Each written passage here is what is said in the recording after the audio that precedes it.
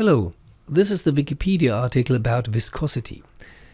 Many physics-related articles start and end very complicated, but this is a really good example for how to write a good article, especially when it comes to someone who wants to inform him or herself within a few seconds. So the first paragraph says, the viscosity of a fluid is a measure of the resistance to gradual deformation by shear stress or tensile stress.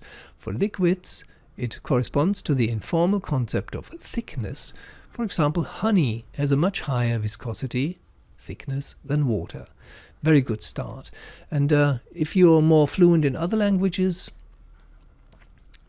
on the left side you see other languages, Dansk, Deutsch, Espanol, Français, etc. and 58 more languages. So choose yours, and if you are familiar with viscosity, edit the articles and improve the articles. So on the left we see more or less water, and on the right we see something like honey or ketchup, and they have two different kinds of viscosities, and that's what we're going to simulate in Maya now. We have a new scene here, and with a black background, because that's always good for simulation. Let me introduce a torus. Go to polytorus and extend the radius just a little bit like this, and rotate it like this. So that's basically all I need. A little bit more geometry here, because we're going to deform it. Go to modeling, deform, and here we have the wonderful texture deformer. We need to put in a file here, like an image would be ideal. For example, a fractal, which looks a little bit funky because the amplitude is so high. So let's lower the amplitude and change the ratio, maybe like this. That's also, this is going to be our collider. We give it another color, new material, an Arnold standard surface shader, and we'll change the color to a nice, well, blue, like this. Okay, now we need a light, and I go to the Arnold section. Under lights I have the physical sky. The physical sky wraps around the whole scene. When we render it now, we see only black, and if we look from the bottom to the top, we see the sky. That's why I usually, when I work with this sky dome, I just rotate it like this, so we look more or less to the top here. So that's what we have, and we need, of course, more intensity. So this is quite a beautiful representation of our collision object. Now let's introduce the surface where which serves as the emitter. Okay, how do we do this? Well, we can just create a cone, move the cone up, and go to FX, Special Effects, and with it, with the cone selected, we go to Bifröst Fluids and create a liquid.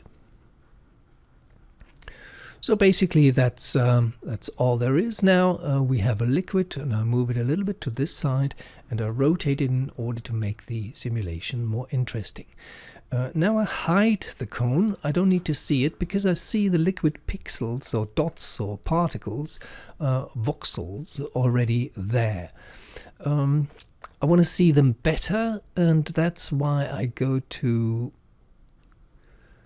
the Bifröst liquid. And here we have the liquid shape, and in the liquid shape I can either check on voxels, which shows me this blob here, or increase the point size so I see the particles a little bit better. Let's stick to this representation here, and with the liquid selected, I shift select the collider and define it as a collider. Bifröst Fluids Collider. Now the particles know that there's something happening here with this object down here. Okay, so let's run the simulation. The particles fall down through the center of that torus. That's why we need to make it more interesting by moving the torus to the side like this and run the simulation again.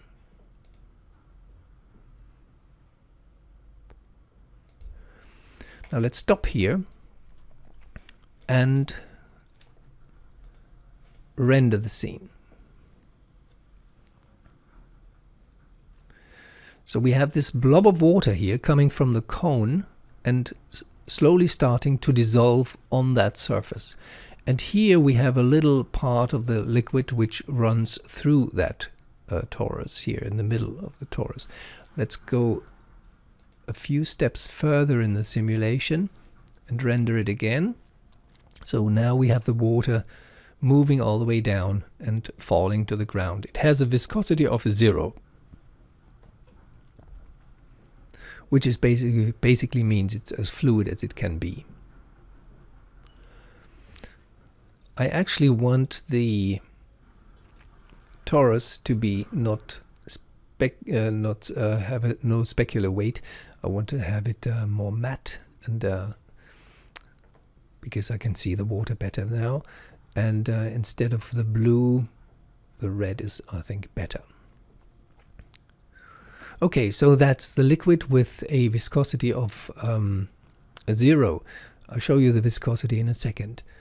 Let's use this perspective, and now we need to do one thing in order to appreciate the simulation more, and that has to do with the properties. You go to the Bifrost liquid properties here, and here you have the master voxel size.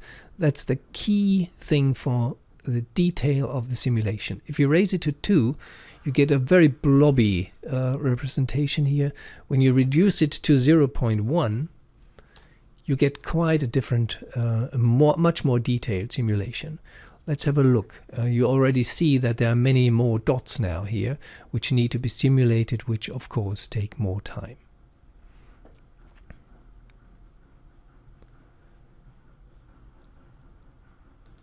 So let's stop here.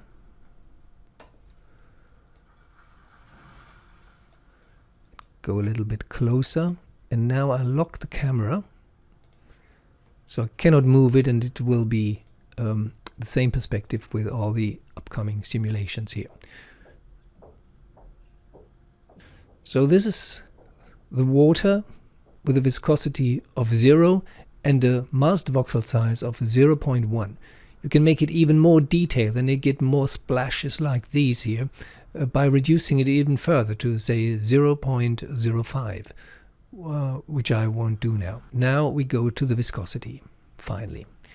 Where is the viscosity? Well, it's under the same section here. It has to do with the Bifrost liquid properties. And further down here is the master voxel size. Very, very important. You go down here, and here you have vorticity, surface tension, and viscosity. And the viscosity is currently, as I said, set to 0. So let's raise this to 100 and rerun the simulation.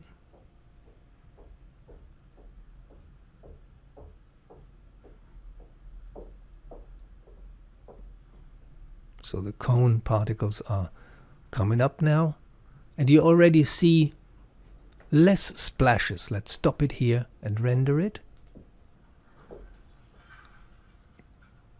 So the viscosity now is much higher. You always need to rerun the simulation from the beginning in order to get a good representation of the changes you just applied. So keep this in mind here, this image here with a viscosity of 100. Let's raise the viscosity to 1000 and rerun the simulation. So the cone is coming down now.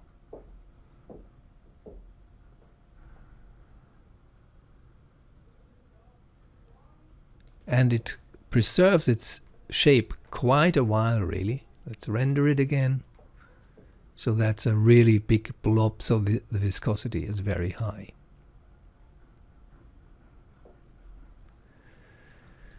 There's a second value here called scale. Let's reduce the viscosity to 0 again.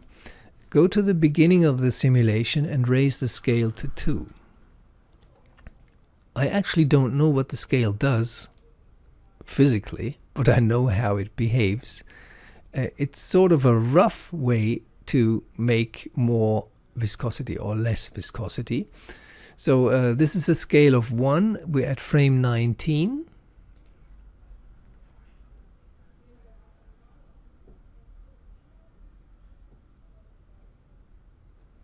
Okay, and now we set this scale to 3. And if I remember well, that value makes the liquid sort of explode.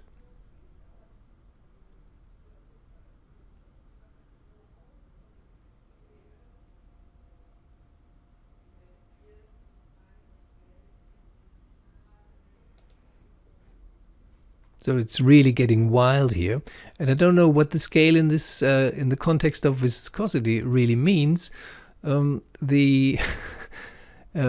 It's a really wild simulation now, and a material with a high viscosity would not behave like this.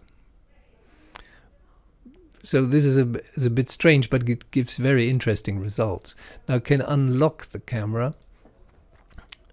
Go away a little bit further like this and get this representation now. Quite amazing what the scale value of 3 does. If you raise it to 4, Maya will probably freeze and you have to restart the program because it's really getting very funky. You can of course combine it with viscosity, but I'm not sure what scale does, but that's what it does, for example. Now in my blog, Raining Blood I call this. It's quite a large image, a large rendering. It has motion blur, and this is basically a Bifröst fluid which rains down from above and collides with some objects which are not visible in this scene here. And I gave it a red shader, which is actually called a blood shader. Here I played with Bifröst viscosity and scale. The left one here, the left image, is the viscosity scale of 1, and the right has a viscosity value of 3.5. Here I changed the viscosity values more dramatically. You have values 10, that one, 50, not very much of a change, 500, much more solid here, and 5000 like this.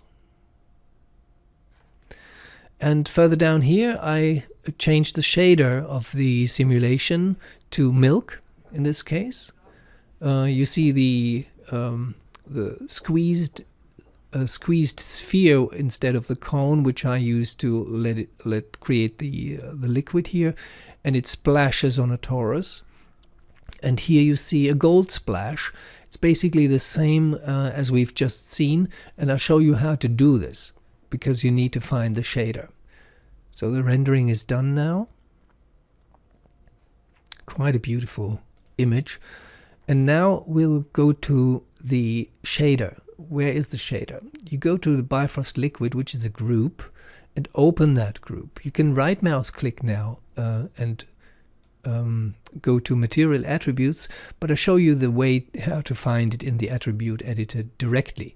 So you click on liquid here, and all the way to the right is the AI standard surface shader, which represents water.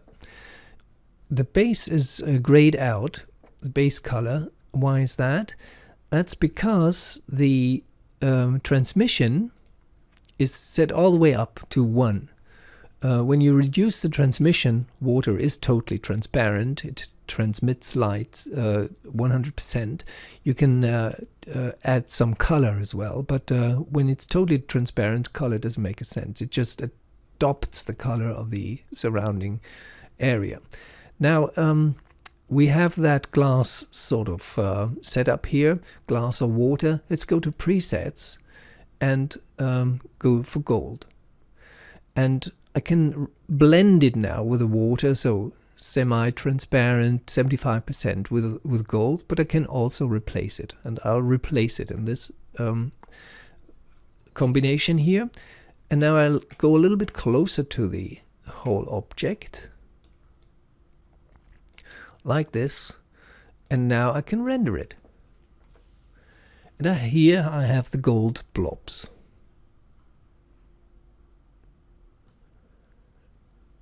Of course, now I could use more light in order to make it more shiny. Actually, we can do this. Create lights, directional light. It's already working here. Quite nice. And you can move a little bit further away. So we have gold here. We can hide this object here. And check out what's happening here. A lot of things are happening here because here's where the collision happens.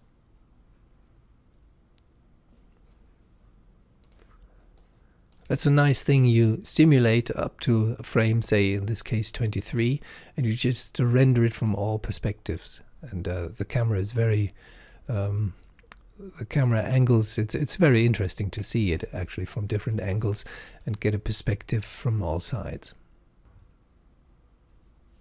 So that's what I wanted to tell you about viscosity and changing the shader of a Bifröst fluid.